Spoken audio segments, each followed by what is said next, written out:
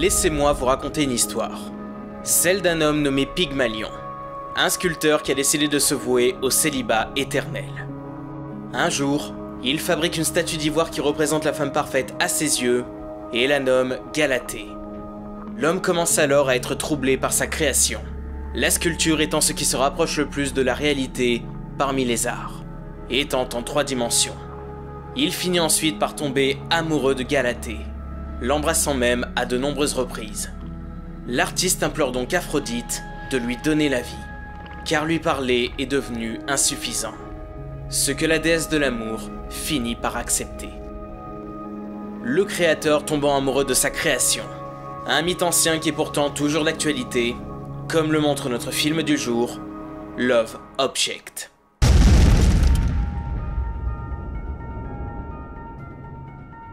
Love Object raconte l'histoire de Kenneth, un employé modèle dans une grande entreprise qui se voit confier un dossier important.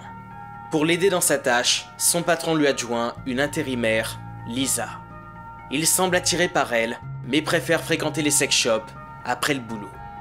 Un jour, ses collègues lui font découvrir un site où l'on peut commander Nikki, une poupée en silicone plus vraie que nature. Dis-moi quel fêlé voudrait dépenser 10 000 $ pour une poupée. En quelques clics, Kenneth peut créer la femme de ses rêves en modelant chaque partie de son corps selon ses envies et décide de la reconstituer à l'identique de Lisa. Au fil des jours, il finira par discuter, manger, dormir avec la poupée, comme s'il s'agissait d'une vraie personne et d'une vraie relation. Cependant, Kenneth commencera par se rapprocher de Lisa et entamera même une relation avec elle. Peu à peu, Kenneth modifiera l'apparence de Lisa pour la faire ressembler le plus possible à Nikki, jusqu'à devenir le clone humain de la poupée. C'est alors qu'il va commencer à afficher des signes inquiétants de démence et de paranoïa en se persuadant que sa poupée est jalouse de sa relation avec Lisa, au point de le suivre et le harceler au téléphone. Nikki est-elle bel et bien vivante, ou est-ce Kenneth qui souffre de troubles dissociatifs de l'identité? L'année dernière, je vous avais parlé de Magic avec Anthony Hopkins, un film avec un ventriloque qui avait un dédoublement de la personnalité avec sa poupée, et qui était arrivé trop tôt pour marquer le grand public, autant que d'autres surfant sur la mode de la poupée démoniaque. Love Object est sorti quant à lui, trop tard. Le genre fonctionne de moins en moins, et n'est plus réellement pris au sérieux. Si bien que Chucky est obligé de basculer dans la comédie noire pour fonctionner à nouveau. Le sujet n'intéressait plus autant qu'avant, et commençait à basculer dans le bas de gamme, sortant directement en vidéo. Un film comme Love Object était alors prévu à la base pour être un simple DTV, vu son pitch. Ce qui est à la fois une bonne et une mauvaise chose. C'est une bonne chose parce qu'un film destiné au marché de la vidéo n'est jamais réellement cher à produire. Ce n'est pas pour rien qu'on parle de second marché, plus prestigieux que celui de la télévision, mais moins que le cinéma, qui lui est au sommet. Et étant donné que les budgets sont plus limités, les producteurs sont moins regardants et laissent une liberté quasi totale aux auteurs. Pareil pour la censure.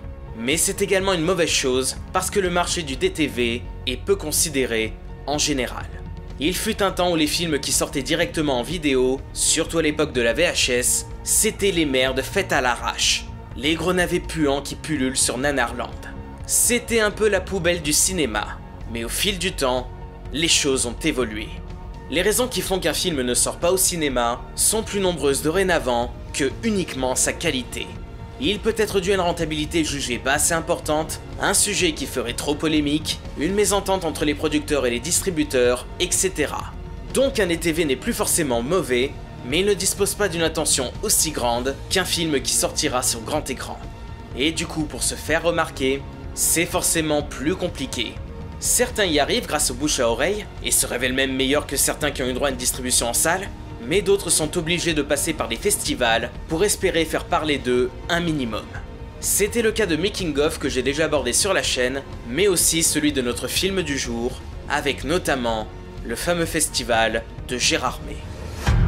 La majorité des films diffusés au festival de Gérardmer n'ont malheureusement pas tous droit à une sortie cinéma, même parfois les vainqueurs du Grand Prix, qui est le plus prestigieux du festival. Mais Love Object se fera quant à lui remarquer au festival de Gérardmer en remportant le prix de la critique internationale en 2004 dans une compétition dominée en grande partie par le cinéma asiatique la même année. C'est ce qui a permis au film de faire parler un peu de lui en France et d'obtenir une sortie pour les salles obscures de notre pays, au lieu de sortir directement en DVD, comme partout ailleurs. Peu de salles diffuseront le film, certes, mais c'est déjà une petite victoire. En ce qui me concerne, j'ai découvert Love Object par hasard à la télévision, sur Ciné+ Frisson quand j'étais plus jeune. Ah ouais, la plupart d'entre vous ne regardent pas la télé, c'est vrai. Alors, Ciné+ Frisson, pour ceux qui ne connaissent pas, c'est à la base une idée géniale de Canal+ à la fin des années 90, avec la création d'un groupe de chaînes consacré au cinéma. Divisé en plusieurs catégories selon le goût des téléspectateurs, Ciné+ Frisson était incontestablement la chaîne qui me correspondait le plus. Déjà parce qu'il y avait Opération Frisson avec Yannick Dahan, et ça déchirait, mais surtout parce qu'elle m'a permis de découvrir énormément de films pas très connus des années 2000, notamment notre film du jour. Rendons à César ce qui est à César, on reproche beaucoup de choses à la télévision, mais c'est certainement pas sur YouTube qu'on découvre énormément de perles méconnues.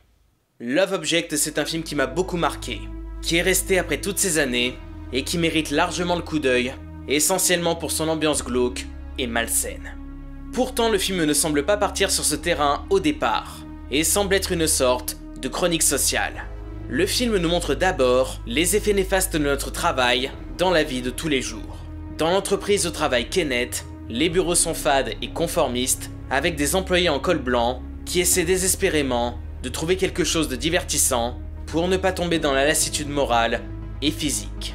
Le réalisateur, qui est également le scénariste, nous montre comment ce type de travail objective les employés.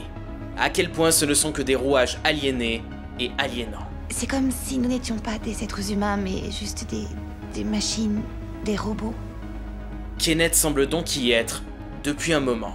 Son visage est plus vide et inexpressif que les autres, et les répercussions sur son comportement sont importantes. Il est tellement mal à l'aise avec les autres que pour réussir à sauter le pas avec une femme, il est obligé de, entre guillemets, s'exercer avec une poupée. Ce qui est certes bizarre, mais ne retient pas immédiatement notre attention au point de se méfier de lui. Les scènes entre lui et Nikki sont même assez marrantes à certains moments, et correspondent bien à cette idée de cristallisation de l'être idéal chez quelqu'un. Après tout, c'est lui qui écrit l'histoire de sa relation. Vous savez à quoi ça me fait penser? À un film français sorti 1 an avant Love Object. Monique, une comédie où Albert Dupontel tombe amoureux d'un mannequin. Parce qu'elle a un corps de rêve, qu'elle est toujours disponible, et surtout, qu'elle n'a jamais la migraine. Mais enfin Alex, c'est du plastique! Qu'est-ce qu'elle peut bien t'apporter de plus que moi? Enfin si, je vois très bien, non, c'est la baisse sans les emmerdes. Le comble de la fainéantise au service de la misogynie. Sauf que contrairement à Monique, Love Object va finir par basculer dans l'horreur psychologique. Car au fur et à mesure que le film avance, Kenneth va lui basculer de plus en plus vers la folie, en se persuadant que Nikki est bien réelle. C'est là que sa perversité qui était enfouie durant toutes ces années va exploser. Une perversité provoquée par une libido totalement déformée, par une solitude qui l'empêchait de s'adapter en société. Cette sexualité perverse sera symbolisée par des taches de vin qui se propagent de plus en plus sur les corps. Sachant que Kenneth n'est pas le seul. Il y en a beaucoup d'autres qui ont également des vices. Les passages entre lui et Nikki deviennent alors plus angoissants et glauques. Le tout bien aidé par le design de la poupée qui donne la chair de poule grâce à ce que l'on appelle la vallée dérangeante. Plus une représentation d'un être humain essaye d'être réaliste, plus ses imperfections nous paraissent monstrueuses et nous mettent mal à l'aise. Et ce qui est marrant, c'est qu'avec le manque de temps et de budget, la poupée n'a pas pu être modélisée selon le physique de l'actrice qui joue Lisa. Il fallait fabriquer la poupée et seulement ensuite choisir une actrice qui lui ressemblerait suffisamment. D'où le choix d'en faire un physique un peu plus passe-partout pour faciliter les choses. La principale crainte que l'on peut avoir avec ces films où il faut minimiser les coûts, c'est la technique, notamment la mise en scène. Avec ce genre de production au budget atrocement serré, chaque dollar compte. Et il ne faut surtout pas perdre de temps. Le rythme est certes moins effréné qu'à la télévision, mais quand même. Surtout que le réalisateur Robert Parigi signait là son tout premier long métrage. Et il a réussi à terminer le tournage de Love Object en seulement 18 jours et moins d'1 million de dollars. On pourrait croire que le résultat serait un peu bâclé, mais il n'en est rien. La mise en scène réussit parfaitement à retranscrire toute l'atmosphère sombre et bizarre de cette histoire. Notamment la façon de filmer certaines choses en rapport avec la poupée et le sexe qui met vraiment mal à l'aise. mais surtout la photographie sale et granulée qui renforce cette sensation. Cette qualité d'image me rappelle celle des VHS qui renforçaient souvent l'angoisse quand on regardait un film d'horreur avec des images dérangeantes. Comme si le film était sorti pendant les années 70. Ce qui fait que je crois que c'est l'un des films qui ne doit pas avoir de sortie en Blu-ray. On y perdrait sans doute beaucoup. Et après réflexion, rien de bien étonnant de la part de Robert Paregui, qui avant ce film était surtout connu pour être chargé de la production de séries telles que Les Contes de la Crypte, Freddy le Cauchemar de vos nuits, Sleepwalkers ou encore Profiler. En gros, le mec était habitué au tournage rapide et aux ambiances perturbantes. C'est donc dommage que ce soit là son seul et unique long métrage. Love Object était une première réalisation vraiment intéressante et j'aurais été très curieux de voir un nouveau film de sa part. Je vous recommande donc amplement Love Object. C'est un film particulier qui, je pense, ne vous laissera pas indifférent. Surtout sa fin a moral à souhait.